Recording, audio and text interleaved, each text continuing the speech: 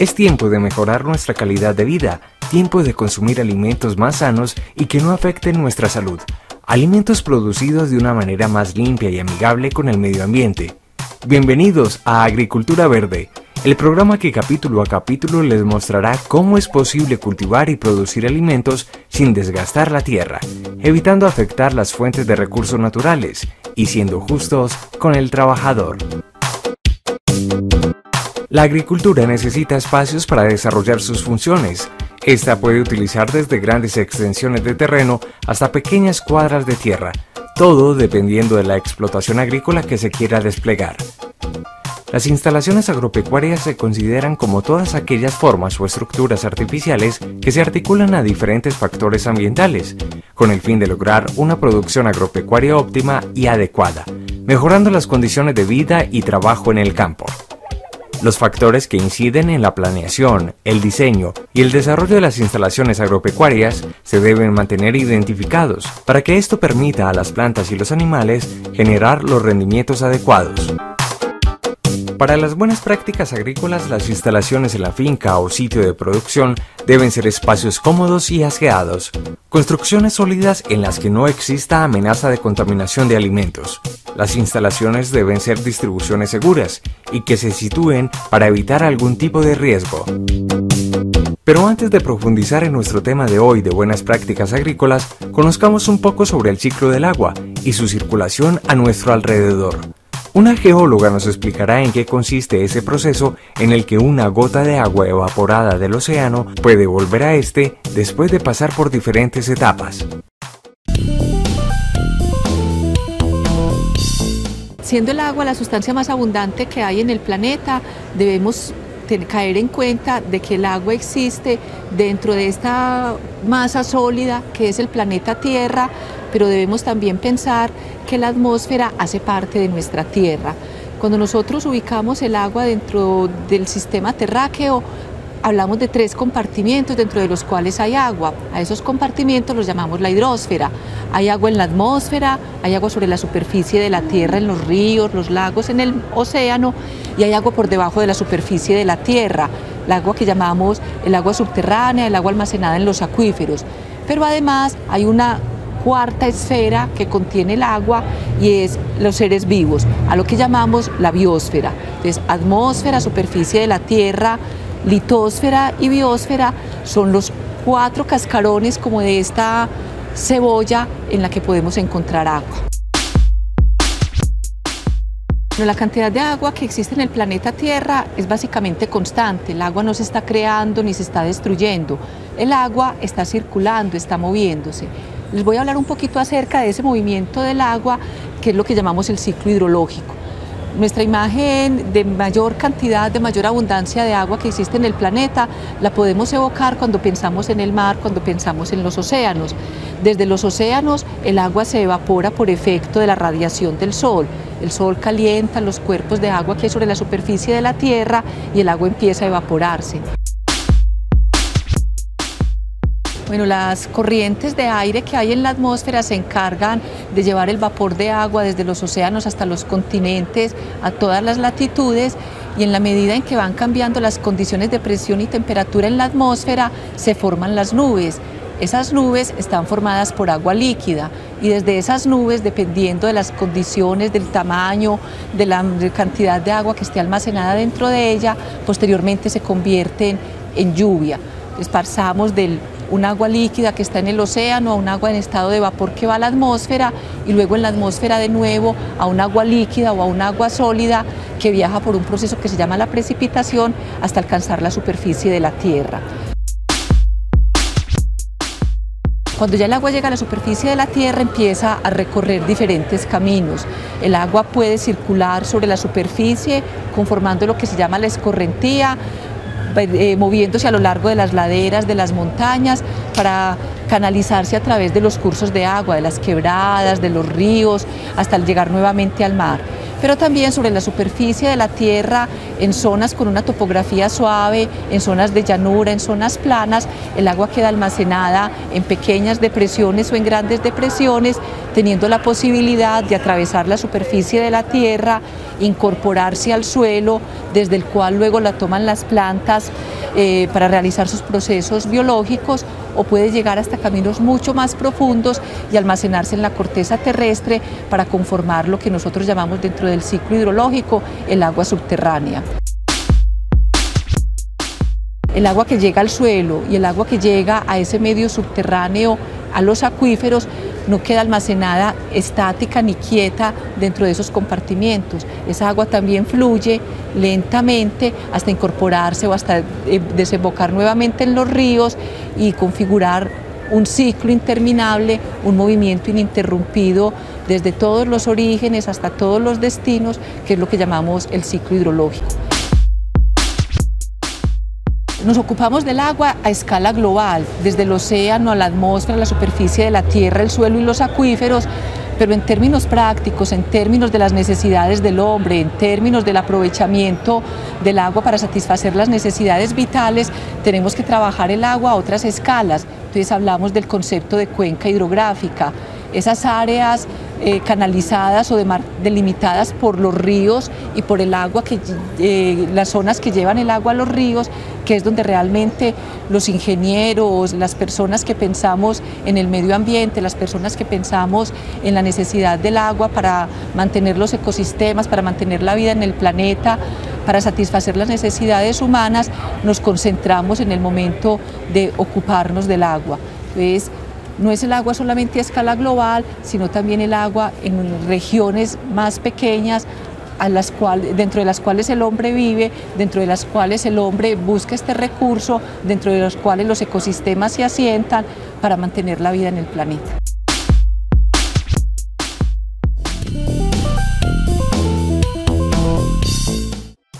Ahora, desde una finca en la que se producen aguacates con buenas prácticas agrícolas, comenzaremos a conocer sobre los espacios para el almacenamiento de los insumos agrícolas, los equipos y las herramientas. Indispensable, antes de contar con este espacio para agroquímicos, tener cerca un extintor y un botiquín de primeros auxilios.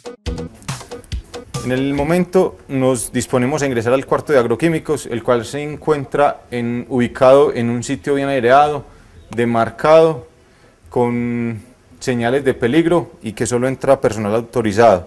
La persona a la cual ingresa acá debe tener un equipo de protección, el cual consta de un tapabocas y los guantes para la manipulación de los productos.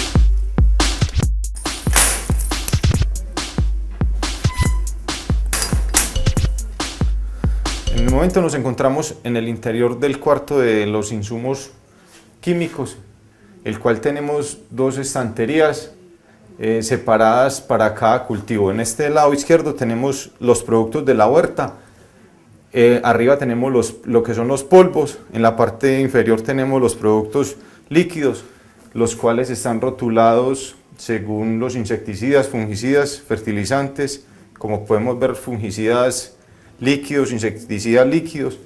Y acá están los productos de los aguacates, fungicidas, insecticidas, fertilizantes foliares en polvo, líquidos.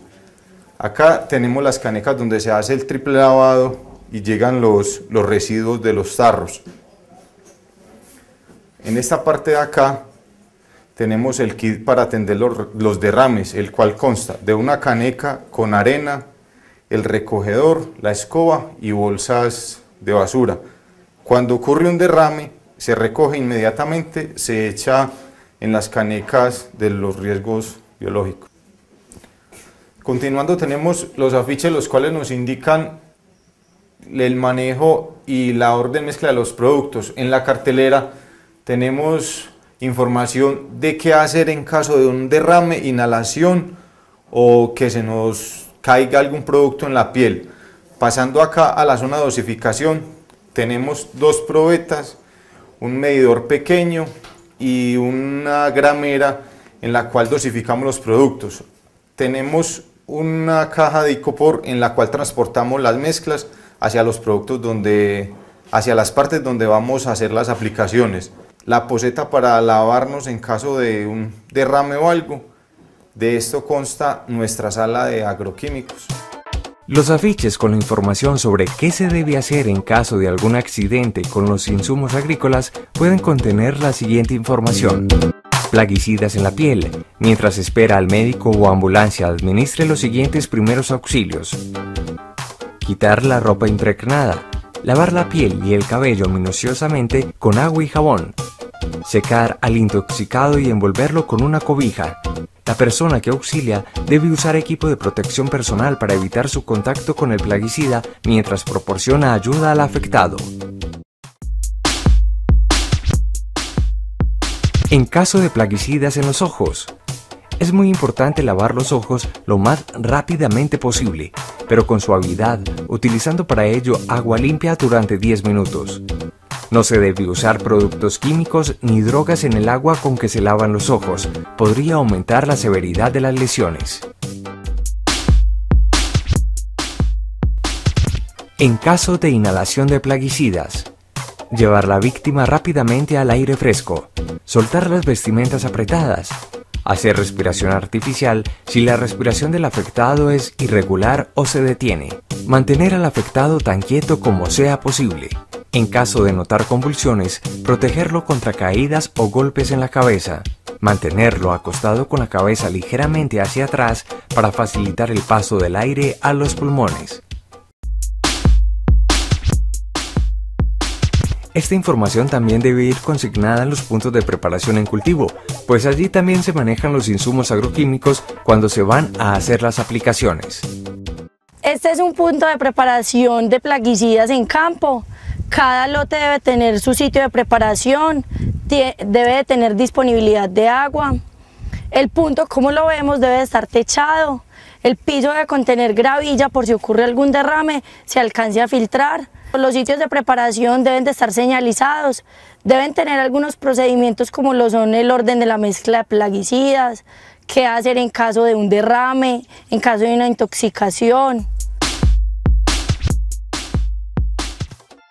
En el caso de ingestión por plaguicidas, no se debe inducir al vómito cuando el paciente ha ingerido un veneno corrosivo, pues este quema la garganta y la boca tan severamente al salir como al entrar.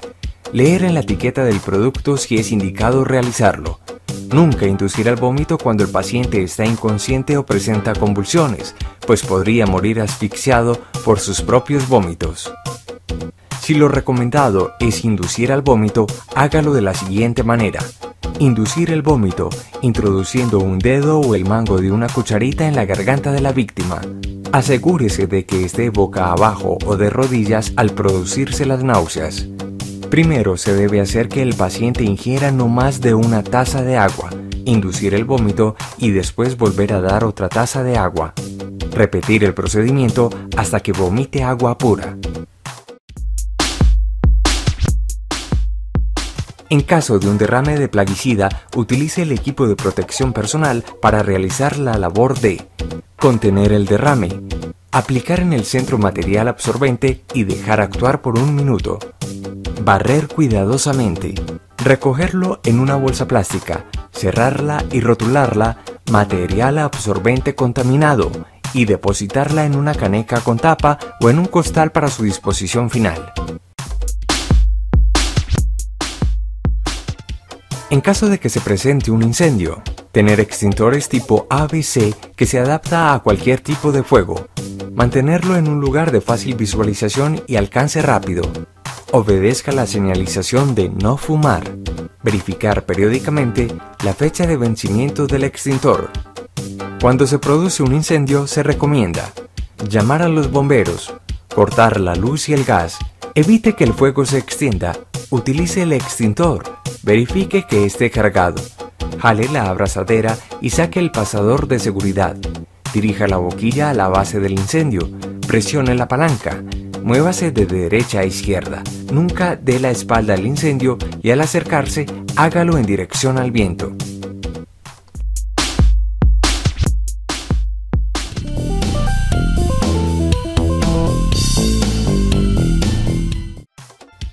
En algunas partes de la Tierra la situación ambiental puede llegar a ser extrema, con cambios climáticos radicales y de extremos, fuertes inviernos o fuertes veranos.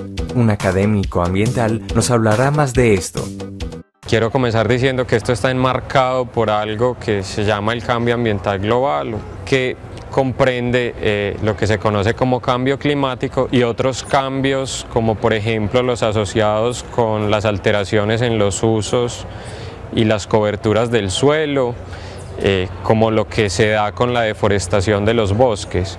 Una de las consecuencias que creemos son más importantes de estas alteraciones es la ocurrencia de eventos extremos más extremos cada vez y la ocurrencia de eventos climáticos extremos con más frecuencia. Lluvias muy fuertes, caudales muy altos de los ríos son eventos extremos, también son extremos las sequías. Lo que está ocurriendo hoy en día en Colombia con tantos impactos nocivos por el invierno pues tiene que ver con causas naturales y también con causas antropogénicas, es decir, causas ocasionadas por actividades humanas. Dentro de las causas naturales están las dinámicas del ciclo hidrológico y dentro de las causas, digamos, inducidas por las actividades humanas están todas aquellas que se enmarcan en lo que llamamos el cambio ambiental global. Entonces, una de las posibles consecuencias del cambio ambiental global es que tengamos inviernos más intensos. Esto quiere decir lluvias más fuertes, inundaciones más frecuentes y más fuertes también. Y digamos que ante eso lo que podemos hacer en gran medida es, en primer lugar, tratar de adaptarnos. En segundo lugar, también tratar de mitigar los efectos, digamos, comportándonos bien frente al medio ambiente de la mejor manera que podamos y también podemos, pues, y más que podemos, es necesario tratar de reparar como los daños que se presenten.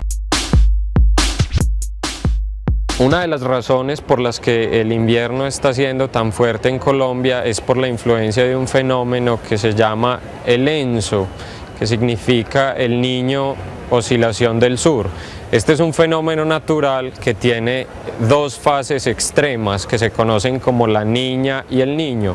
La fase extrema, el Niño, se ha visto que trae como consecuencia para Colombia poca lluvia y, digamos, condiciones de sequía. En contraste, la fase extrema, la Niña, trae como consecuencia a Colombia inviernos muy intensos, lluvias muy fuertes. Independientemente de las inundaciones que se presenten por los ríos, si tenemos gran parte de la población viviendo en zonas de inundación normales de los ríos, pues cada que el río se desborde, estas personas van a tener problemas. Entonces, una de las cosas que como sociedad yo creo podemos y más que todo debemos hacer es esforzarnos por reducir nuestra vulnerabilidad ante las amenazas naturales.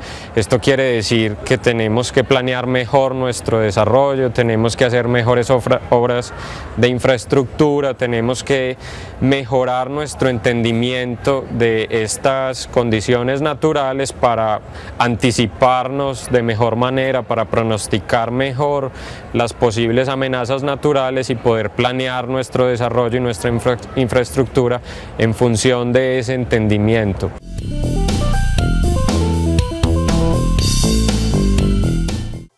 Visitemos ahora otra finca productora de aguacates con buenas prácticas agrícolas, en la que los espacios para los trabajadores, los insumos y las herramientas son de suma importancia. Estamos en el acopio temporal de la fruta. Esta área debe ser exclusiva solamente para las personas que van a manipular el producto. No deben de ingresar animales a esta área porque se nos puede contaminar la fruta.